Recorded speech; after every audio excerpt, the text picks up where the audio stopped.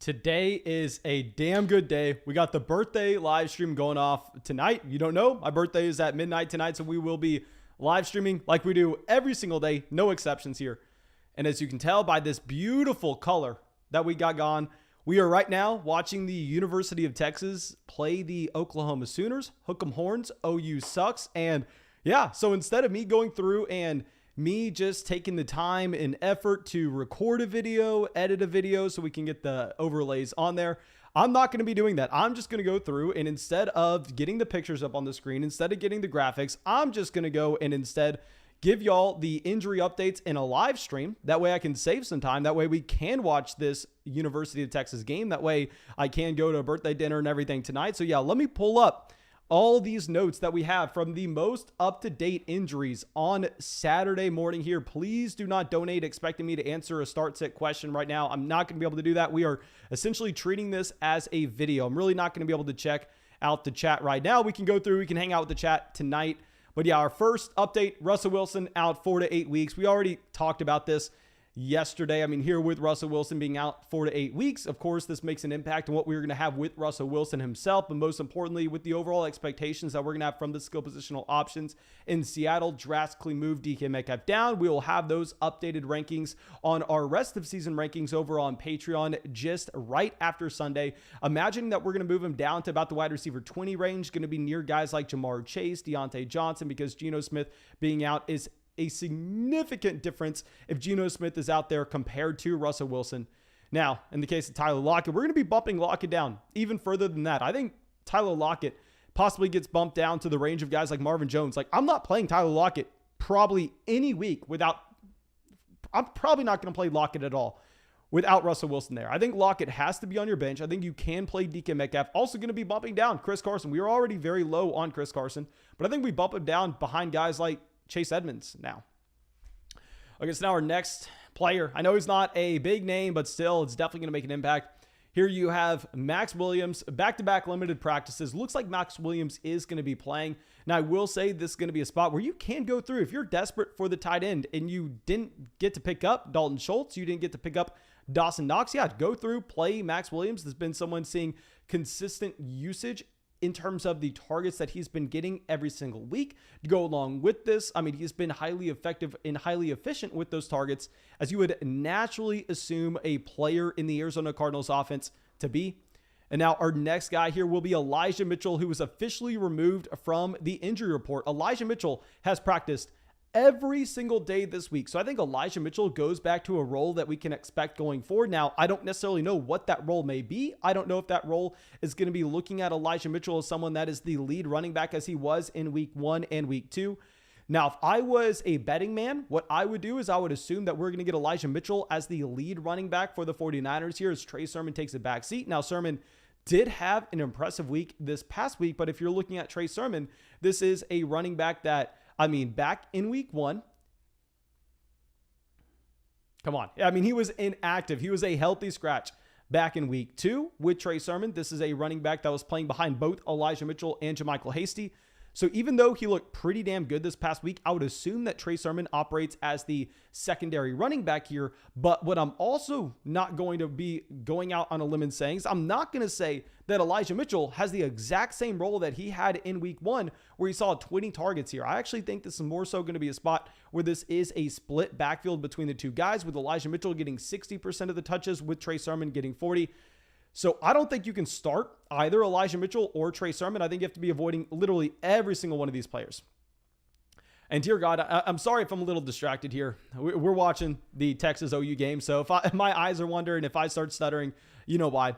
Now our next player will be in that same offense, and this sucks so bad for a multitude of reasons. George Kittle looking doubtful for the game tomorrow now. Oh my gosh.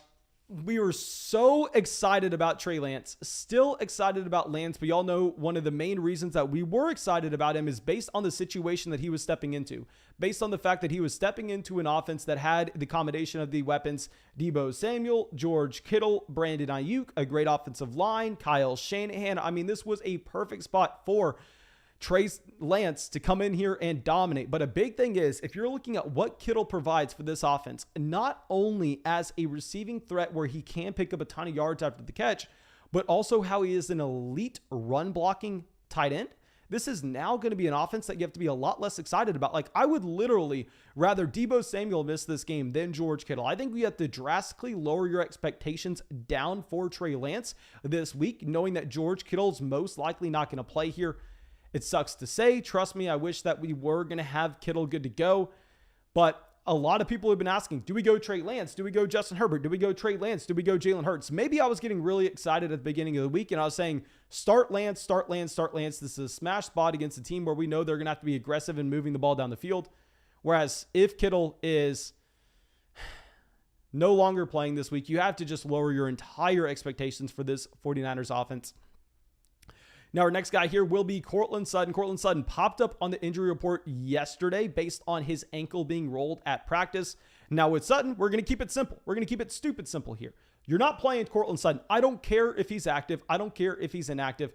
This is a spot, well, yes, you're going to get Teddy Bridgewater good to go. At the same time, with Courtland Sutton here, it's a very tough matchup against the Pittsburgh Steelers. I think this is a spot that, I mean, if he's not 100% with that ankle, which he probably won't be, I'm personally just going to be looking to avoid. Now, I think this does bump up your expectations for Noah Fant. I mean, with Noah Fant here, if we would see Courtland Sutton miss this game, I think you may have to start Noah Fant. And I hate to say it, I know that everybody always comes out in the live streams. They always go, Mason, can I play Tim Patrick? Can I play Tim Patrick this week? Can I play Tim Patrick? And my answer to that is definitely no. Well, now this is a spot where if Courtland Sutton does miss this game, you're playing Tim Patrick even in a tough matchup. So yeah, I think that we have to monitor this. I don't want to play Sutton regardless, but if Sutton misses, we just know that the target tree is going to be so condensed between the combination of Patrick and Noah Fant that you may have to play both players. Now, our next update will be with Amari Cooper. Amari Cooper, good to go. I think Amari Cooper is someone that you 100% have to start. I know a lot of people want to point out the fact that he hasn't been great over the past 3 weeks, but keep in mind that hamstring injury that he did suffer this past week, it kept him out about half of the snaps.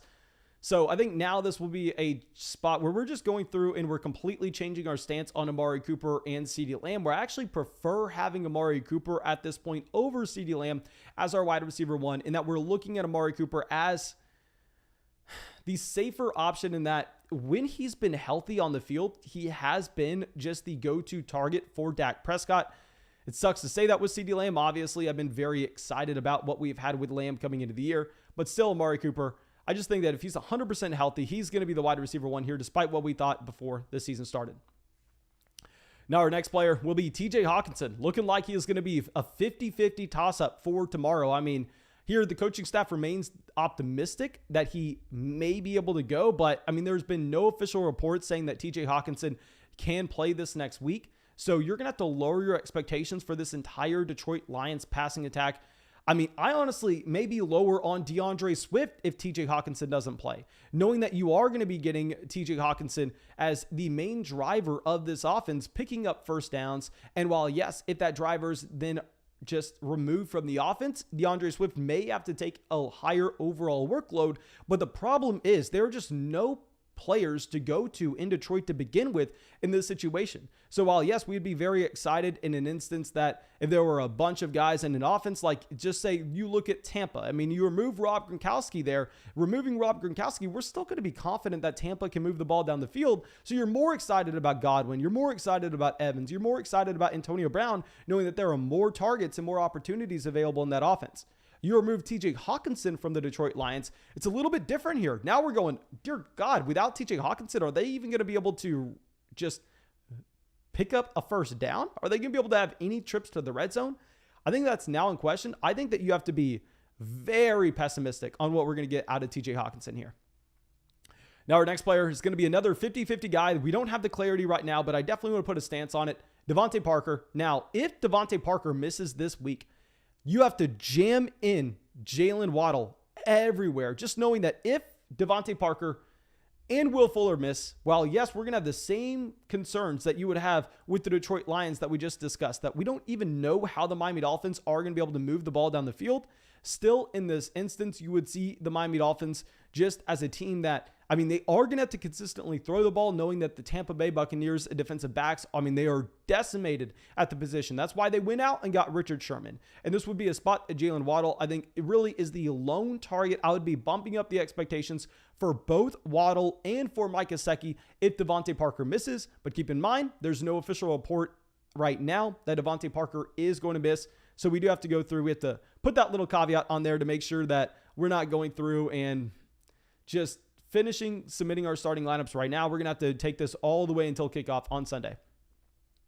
Now, our next update will be with the New York Giants. We're going to have both Darius Slayton and Sterling Shepard out this game. Now, with both Darius Slayton and Sterling Shepard being out, your initial reaction is go bump up Kenny Golladay, which, yes, Golladay has to get a bump up for those reasons. Just knowing that this will be a spot, I mean, that he is definitely taking a large burden on of this offense. But he is going up against Trayvon Diggs. I mean, this matchup against Diggs is going to be a very tough spot for him, where, you know, DJ Moore, we ranked him as a top 5 wide receiver this past week, even though he was reportedly going up against Trayvon Diggs. We didn't necessarily buy into that because DJ Moore's a flanker wide receiver, not someone playing on the boundaries, whereas it's the exact opposite with Kenny Golladay. Kenny Golladay is that alpha wide receiver operating on the boundaries, so this can be a spot where you would expect that he does get shadow coverage. So Kenny Golladay, you bump him up with no Slayton, you bump him up with no Shepard. Still, I don't necessarily think that we can be calling him a must-start player. However, just because we could easily see this offense failing. Now, our next guy is actually going to be a team of players. We're going to go with Julio Jones and A.J. Brown. Julio Jones not going to be playing this week. A.J. Brown good to go. Jam A.J. Brown into your lineup here. I know A.J. Brown was disappointing through the first 2 weeks this season. Keep in mind, with A.J. Brown, he did lead the team in targets both weeks. We know based on his historical efficiency that this is someone that we can naturally assume is going to continue to get better and just be a dominant wide receiver in a matchup against the Jacksonville Jaguars. I think that we have no concerns with A.J. Brown. If he would have been someone that's been a game time decision, and it's right before kickoff, they go, okay, A.J. Brown, he can play. Then I think we have to be a little more hesitant. But if A.J. Brown's already getting ruled to go yesterday, I think you just go through and you jam him in.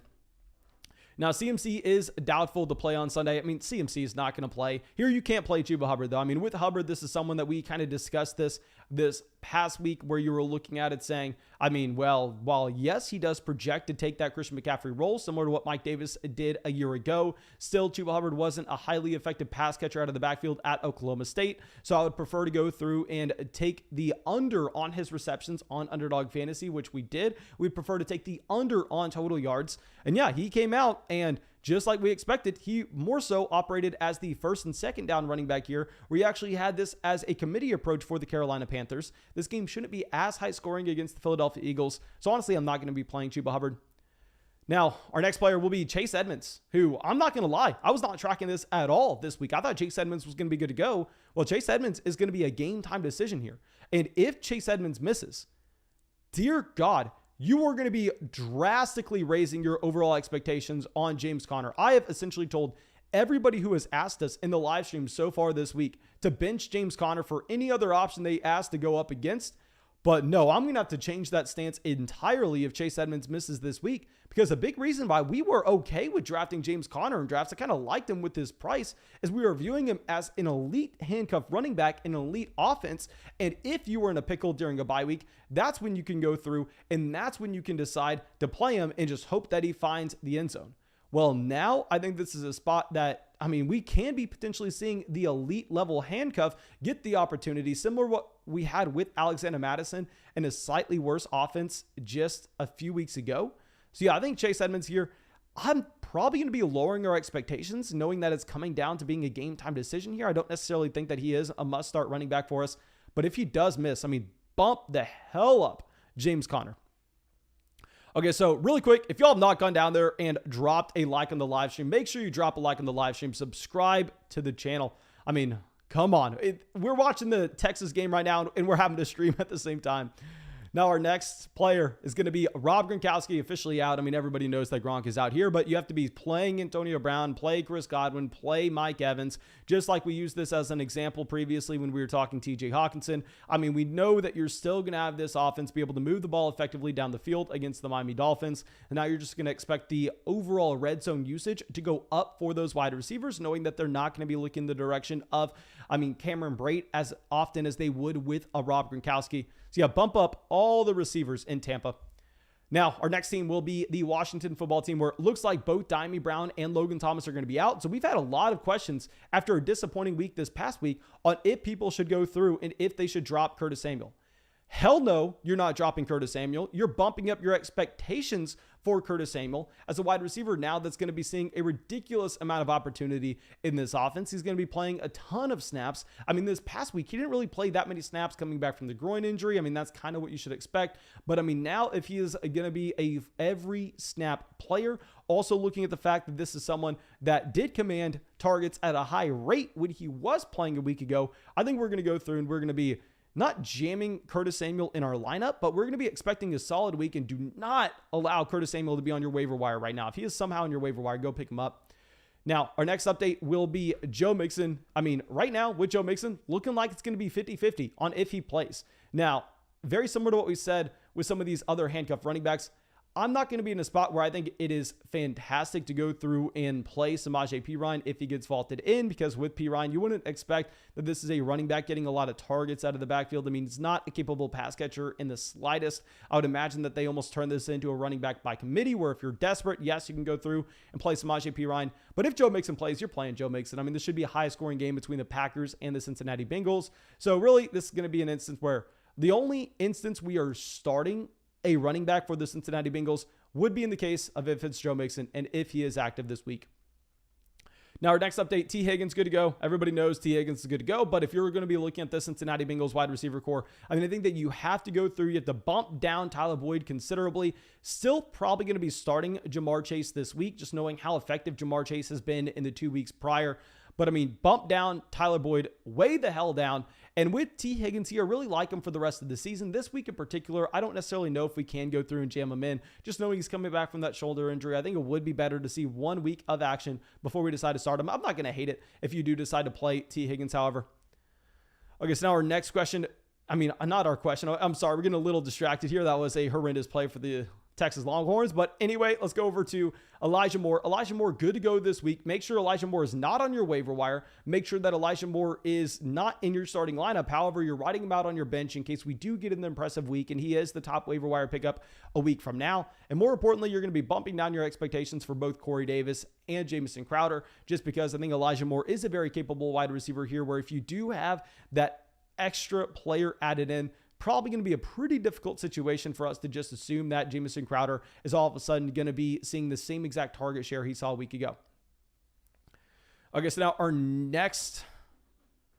Actually, I think that should be it. I think that is it. Sorry, we were a little distracted here. Obviously, we were going through watching our Texas Longhorns.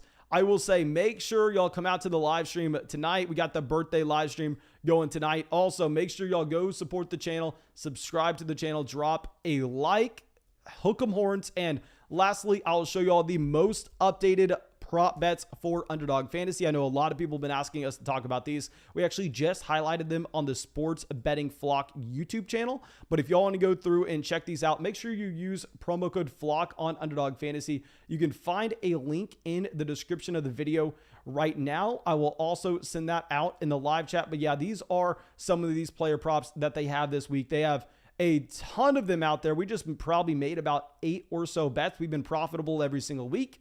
Although I will warn you, Underdog Fantasy is not putting these out because they're a charity. Underdog Fantasy is putting these out. They're paying me to show y'all these because they are making money off these, of course. So these are going to be very sharp lines. You can also try to use them to help you with your start-sit decisions if you were stuck in a tough spot.